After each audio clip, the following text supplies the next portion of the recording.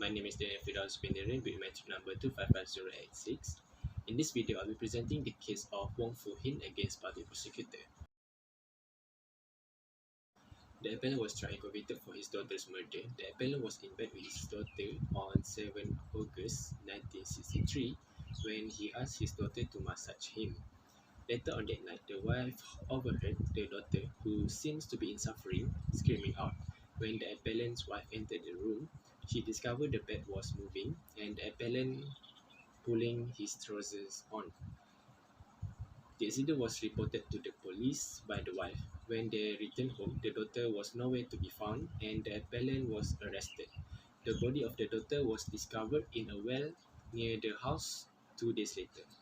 There was evidence admitted at trial of an incident 3 months before the daughter's death in which the appellant's wife reported to the village headman or orang tua that the appellant had messed with his daughter, and the matter was settled by the village headman, who stated that if it happens again, the matter will be reported to the police.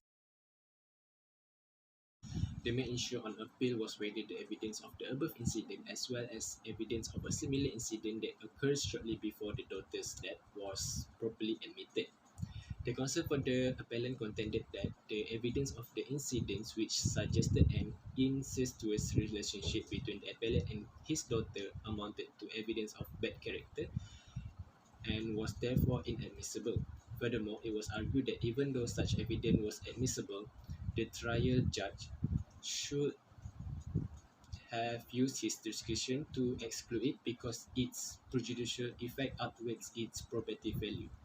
Although Section 54 of the Evidence Act protects the accused by preventing the evidence of bad character to be tendered, the court held that the evidence was admissible on the grounds that it appeared to demonstrate the bad character of another crime, which is rape. In this case, clear circumstances, evidence of murder, and credible evidence of motive contributed to the appellant's conviction. Now moving on to reflection. The general principle for Section 54 of the Evidence Act is that evidence of bad character is irrelevant.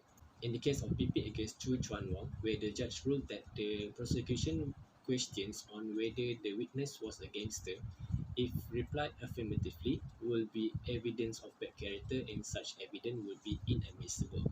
However, motive, similar fact evidence, and res gesta are some exceptions to the rules that evidence of bad character that is admissible.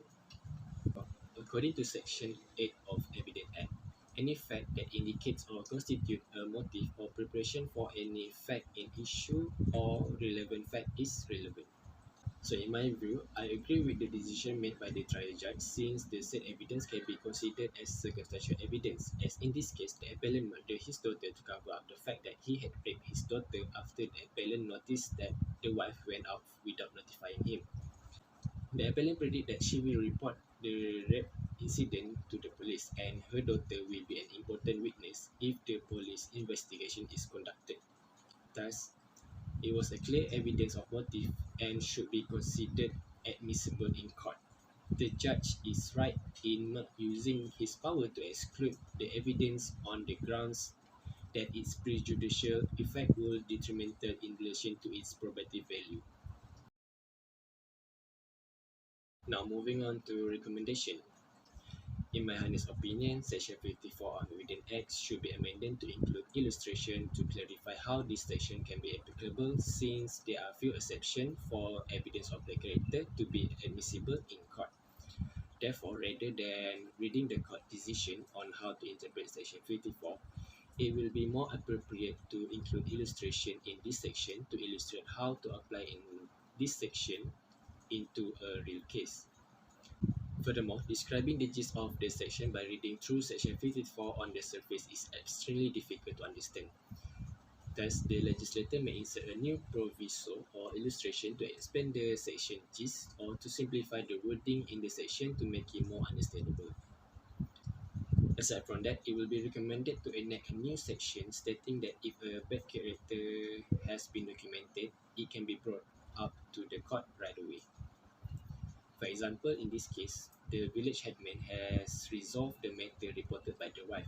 And if the village headman has recorded the specifics of the incident, it can be presented in court right away if it has been recorded.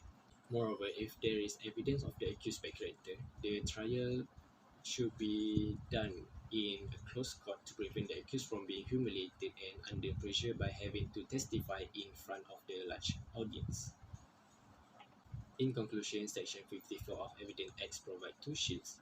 The first shield is general protection against the accused's bad character under Section 54(1), and the second is the shield against question raised to the accused that appears to reveal his bad character if he is called as witness or placed on the witness stand based on Section 54(2). That's all from me. Thank you.